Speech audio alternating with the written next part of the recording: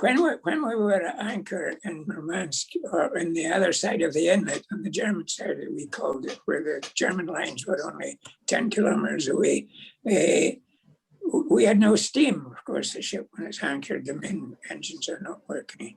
And the Germans, of course, they loved this position because they had 5 ships with no power, and they could attack them anytime. Usually in the morning, you got attacked in the morning, but once a day. We had one bad day with 3 attacks, but it was only once that happened, three attacks in the one day. Usually just one. And we succeeded in shooting down 2 ME-109s. They were fighter bombers that used to attack us mostly. Well, this day we were in the officers' mess. We were just playing a Monopoly or something. And the action station sounded, but we didn't have to go to action stations because there was nothing we could do with no power. And the gun above us on the bridge opened fire above our heads. So I thought, I'll nip through the pantry, which should be after end, and see what's happening. So I'm peeping out the door, and I see 2 Junker J-88 bombers coming up. And they came up from the stern of us, and I was able to watch them. And then they banked away, you see. And I thought it was a silly thing to think. I thought, oh, we've beaten them off, because that happened. The Germans weren't daft. If it got too hot and our guns, they would turn off. So I went out and shut the door. And I was walking across the deck on one side of the ship. But what I forgot was the Germans had both dropped their bombs before they banked away. So 400 or 500 pounders went off on the far side, and the water very, very close. And 1,000 pounder, a big one, went off at the side I was. And I don't remember this bit of it, but I went flying right across the width of the ship. And I landed on the deck, on the steel deck, on the far side of the ship. And I was picking myself up. And a gunner from one of the bridge guns came running down. He went to this way, it was rather funny. He says, are you all right, Sparks? Of course, Sparks replied, I am fine. I'm struggling to get to my feet. And then he said a funny thing. He said to me, it went right through the deck. And of course, being young and argumentative, I said, it's just blown me off my feet. He said, look behind you, man. So by this time I had got up and I turned around and looked, and about 3 yards at the most, I would say, 2 yards, 3 yards, there was a nice round hole in the steel deck where the second 1,000-pound bomb had obviously gone through, you see. Well, I went across and I looked down the hole, because it didn't make any difference if it went off, we'd all have gone to pieces anyway. So the captain arrived, and he had more sense than I had. And he said, where is it, Sparks? I said, well, it's gone down through this main deck, but it's also gone through the deck down below, and it's gone into the ship's bunkers. These days, ships burnt coal, steamships, you know. And well, he said, I hope it's gone out the bottom. Oh, I never thought of that. So we got Chippy to sound around with the sounding points on all ships that you can drop a thing down a long tube, and you can tell if there's water there or if there's not water there, you see. Well, he sounded around and he came back and he said, no, Captain, it's dry. Whatever it is, you've still got it aboard. That was the thing to think of. So before we had time to think, the steward came out of our accommodation and he shouted out, grab up, come and get it. You know, that was meant, the meal was on the table, it was lunchtime, to come and get it. Well, I mean, a bomb in your bunkers is bad, but food was scarce and you weren't going to waste food. So we all went off. We're having our meal, you see. Well, I was a very junior officer, so I was at the bottom of the table and the captain was at the top.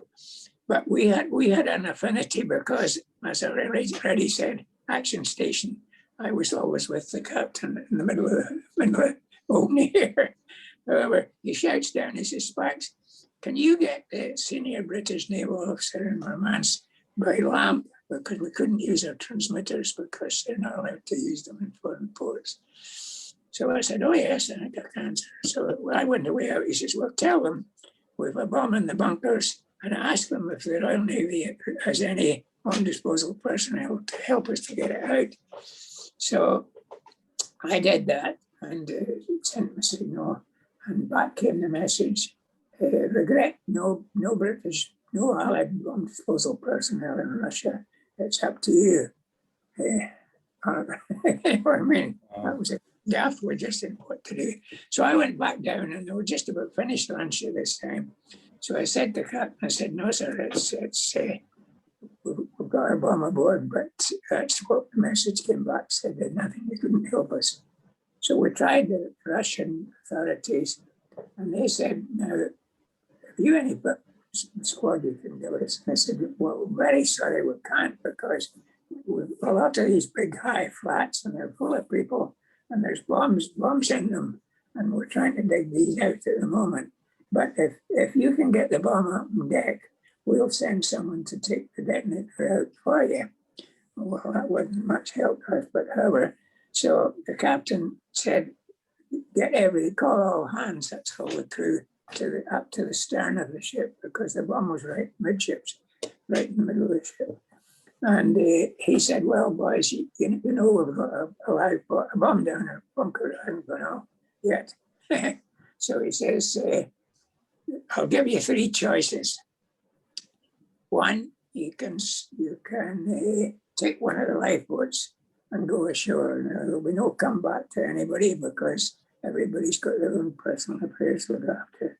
Two, you can stay aboard the ship and man the auxiliary engines and the pumps and stuff to keep the ship going. Man the guns, we need to defend the ship.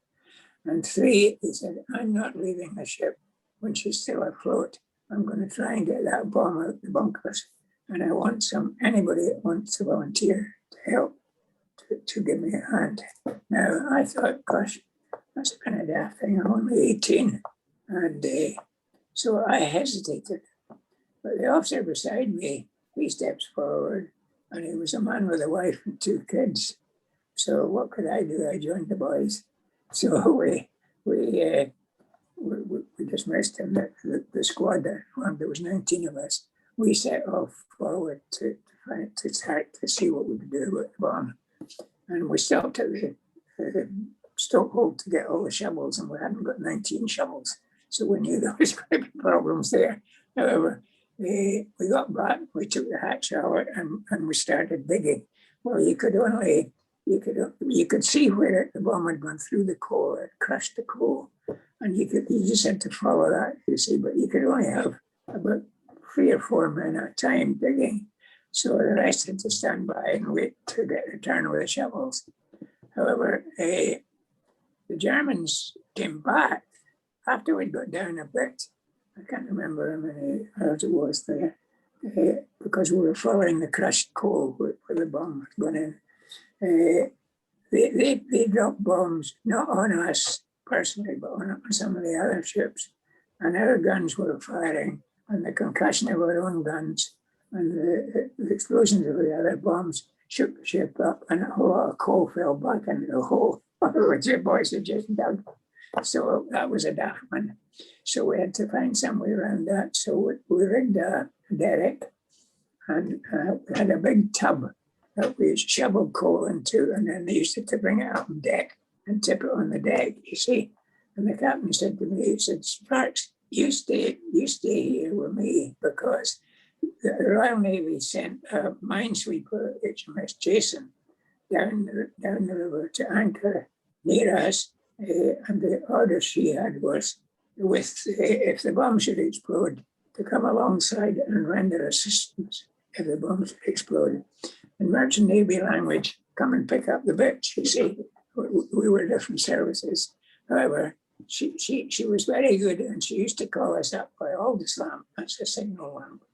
And I was the only one that could use a signal lamp, so I had to be there to let the captain know what was happening. And we had 2 days and 2 nights, right through the night. We worked on it. We didn't have shifts. You just worked, and if you got absolutely tired, you went and lay down, and somebody, if you put your shovel down to wipe the sweat off your head, someone swiped your shovel. So we had no bother finding people out of our squad to dig it.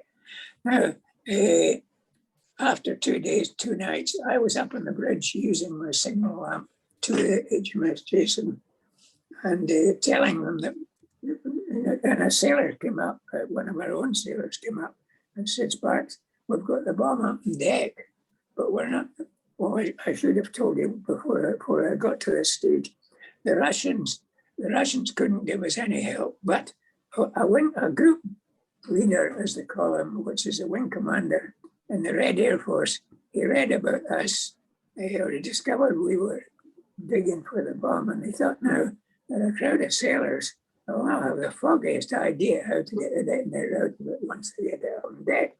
So he volunteered to come and work with us, and he would take the detonator out, you see. And he was a man by the name of Pavel Panin, a nice man. He was killed about 3 months later. So as I say, I was up on the bridge signaling to tell Jason we'd got the bomb up on deck. And a sailor comes up and he says, Sparks, we've got the bomb up on deck, but we've all got our names on it. And we're not letting the Russian start to do that there until you come down and get your name on it. We must have been a kind of, I don't know, over crowd. So I went away down, and the sailors we had were mostly Londoners, Cockneys from London. And they all liked a cup of tea before they did anything. So we decided we'd go into the officers' mess room and all have a cup of tea with the Russian too, which we did. And then when he was ready to go out, 3 of us volunteered. I was one of them, there was another 2 fellas, to go beside him. Not that we could help him physically, but we were morally there to give the man some support. And he had the detonator on these bombs were halfway up the side.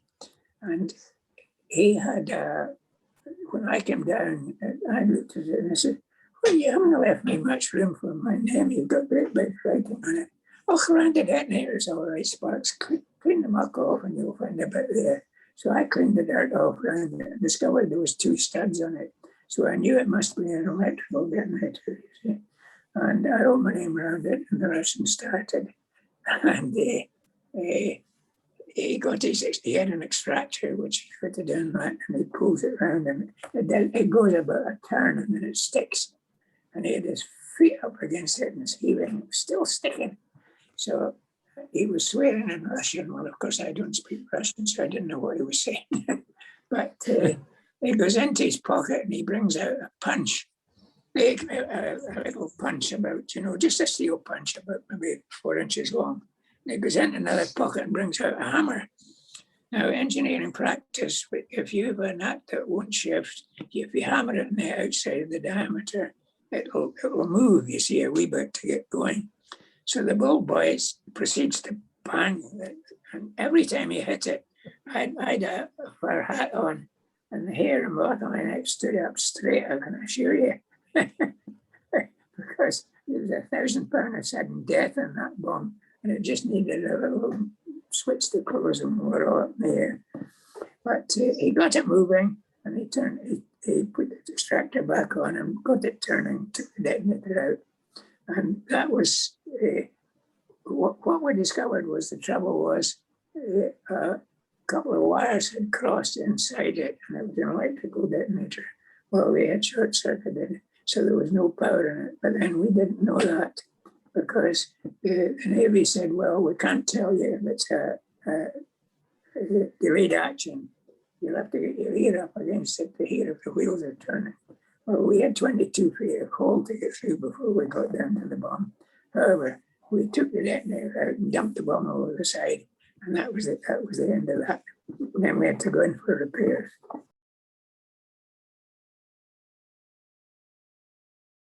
We didn't know, you see. The Navy told us it could be a time fuse, which was any time within 48 hours, or it could be a fuse that's just stuck, or it could be. That was the 2 options. But you can't tell if you're under 22 feet of coal. You've got to get down and get your head against it to hear if the wheels are running on the wee clock, because they were all mechanical clocks at that time.